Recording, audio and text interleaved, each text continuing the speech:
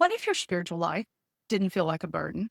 What if following Jesus didn't mean following rules, but meant living free?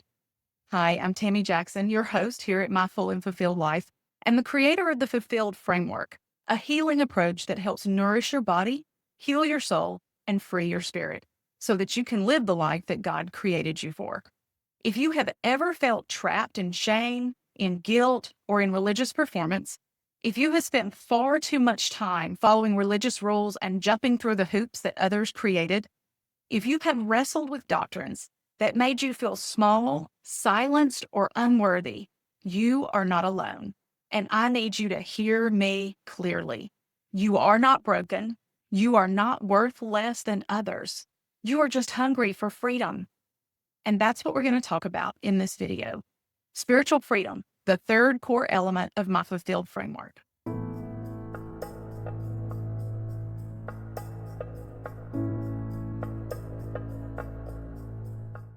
Now, you need to know that I am not a fundamentalist Christian.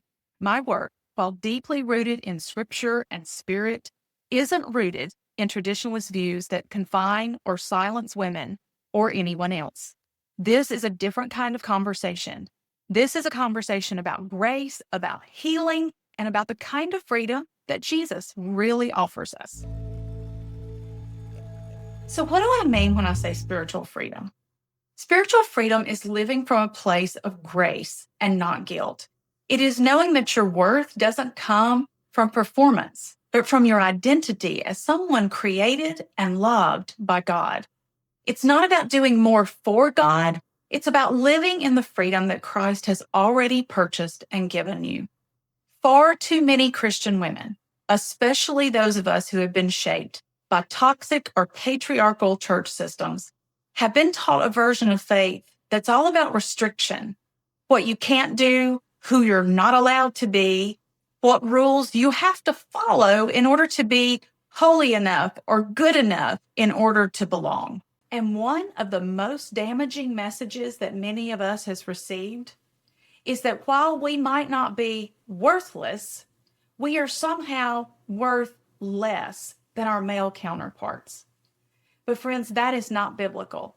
Genesis 1:27 tells us that both male and female were made in the image of God, not one more than the other.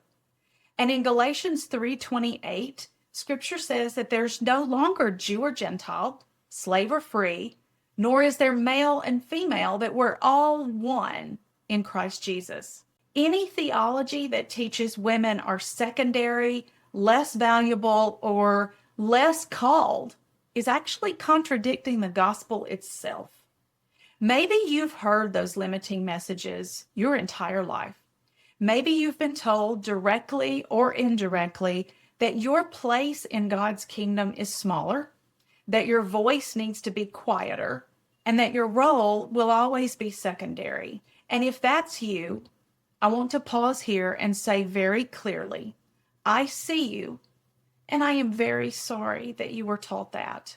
I've been there. Being taught that you're worth less doesn't just shape your theology, it shapes your entire sense of self. It distorts your understanding of God's love. And friend, it just isn't the heart of the gospel. It's not the life that God intends for you. Spiritual freedom is unlearning that lie and others and stepping into the truth of your full worth and your calling as a Christian woman, created in the image of God, redeemed by Jesus Christ, and empowered by the Holy Spirit. If that's true, then how does this happen? Why do so many women of faith find themselves trapped in spiritual bondage instead of living in spiritual freedom? Well, the answer is simple, but painful. We were taught to believe that it was holy. We were taught that sacrifice meant silence, that obedience meant invisibility, that holiness meant hustle, and that our exhaustion, it was just part of being a faithful Christian woman. For many of us, that toxic theology didn't sound toxic at first. It sounded like good teaching. It sounded like biblical truth. It sounded like wisdom. It sounded like what a good Christian woman was just supposed to believe. And the people who taught us, most of them were not trying to hurt us. They believed it too. But false teachings, even when they are shared with good intentions, still lead to bondage. And when you layer in childhood experiences, other church hurt, cultural expectations about who women should be, and church systems that prioritize control over compassion, it's no wonder that so many of us Christian women feel stuck. We find ourselves stuck between loving God and feeling like no matter how hard we try, it's never good enough. We feel stuck between wanting freedom and being afraid that even wanting that freedom is in itself rebellion. So I'm saying again, clearly, spiritual bondage does not come from failing to love God. Spiritual bondage comes from believing that God only loves you if you get everything right. And that is a lie we are here to break. Let me ask you, have you ever felt like loving God wasn't enough? Like you had to prove that you were worthy of being loved back? If so, then this video is absolutely for you. So go ahead and hit that like or subscribe button so you'll get more content that will help you overcome that lie. I know what that feels like. I grew up in the church, shaped by teachings that taught me to work hard, to follow the rules, and really to put everyone else's needs above my own. I thought that being a good Christian woman meant staying small, staying quiet, and staying busy. When I first felt my call to ministry, I didn't feel joy about that. I felt guilt. And I felt that guilt because I was part of a stream of Christianity that still to this day suppresses women's gifts, where the idea of a woman leading, teaching, or preaching made people feel uneasy. And I spent years doubting the call of God on my life, not because God wasn't being clear, but because men were also being clear. Unfortunately, those were men who were threatened or unnerved or just plain made uncomfortable with the very idea that God might call a woman to lead. And for far too long, I listened to their voices instead of God's voice. I thought that being faithful meant ignoring the gifts that God had placed in me. I thought that being holy meant sacrificing my own calling to stay in the box that they said I belonged inside. But all that led me to was exhaustion, frustration, and disconnection from the very one who had called me.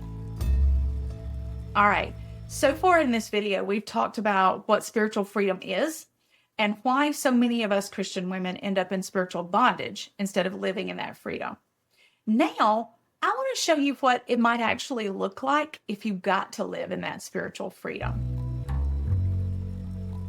Spiritual freedom looks like waking up in the morning and not feeling behind before the day even begins. It looks like resting when you're tired, even if the to-do list is not completely done, and not feeling guilty about it. It means praying without pressure. It means worshiping without wondering if you're doing it right. It means being able to say no to things that you just don't have any more energy to do, or that don't align with the way you want to spend your time, and not feeling like you have to do it because someone wants you to do it or it needs to be done.